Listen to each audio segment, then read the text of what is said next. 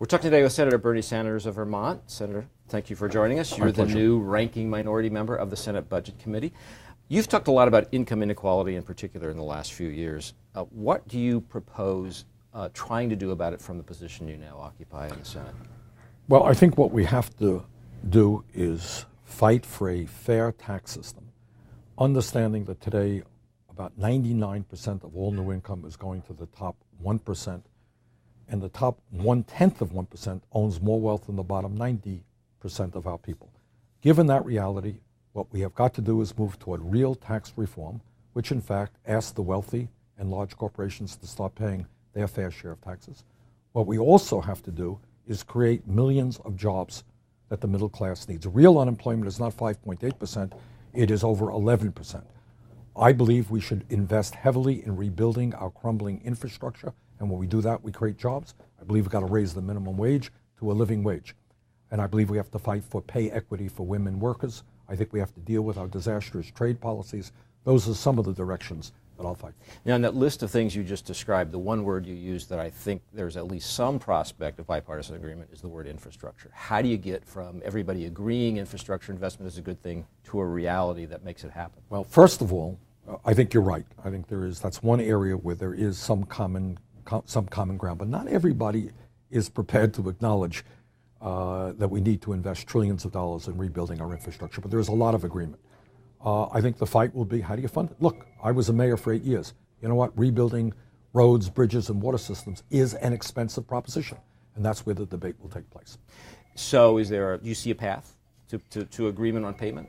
I mean, the president's got an idea. You've probably got ideas. The Republicans have a totally different idea. I think what will, if an agreement will be reached, I suspect it will be a combination of progressive taxation. The president wants to do away with a variety of tax loopholes, combined with some more regressive taxation like raising the gas tax. That may be the path forward.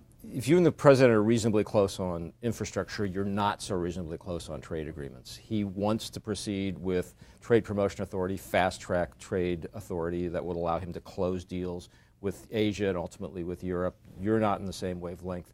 How far apart are you, and is there any common ground on trade between you and the president or between you and Republicans? No. I believe that if you look at NAFTA and CAFTA and permanent normal trade relations with China, what you will find is that for the working class of America, these policies have been dismal failures. They have led to the loss of millions of decent paying jobs and the shutting down of many manufacturing plants in America. And it is beyond my imagination why anyone would want to expand a failed trade policy. So I will fight very hard against fast track and against the TPP. So what's the most likely, leaving aside your own wishes, what do you think is the most likely legislative path on free trade over the next 2 years? Well, in terms of what will happen now, nobody can predict. I think it is probably likely that fast track will pass the U.S. Senate.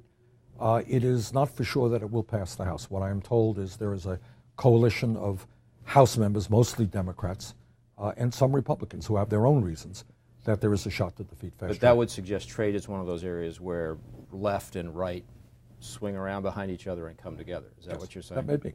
That may be. And that's because? Well, I think there are a lot of, this trade agreement is a complicated, long agreement. I think a lot of Republican conservatives, for legitimate reasons, worry about issues of sovereignty, worrying about an international court having jurisdiction over American policy or state policy. That's a legitimate concern. So that may be the way we bring the left and the right together.